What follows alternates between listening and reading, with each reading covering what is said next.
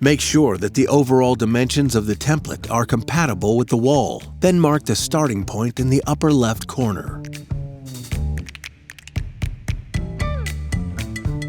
Tape the templates in progressive order in 4 rows of 4 sheets.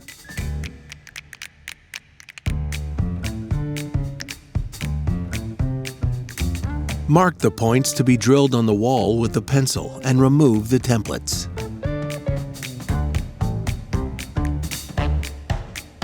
Screw the base with the supplied screws, then mount the coat hangers by screwing them clockwise.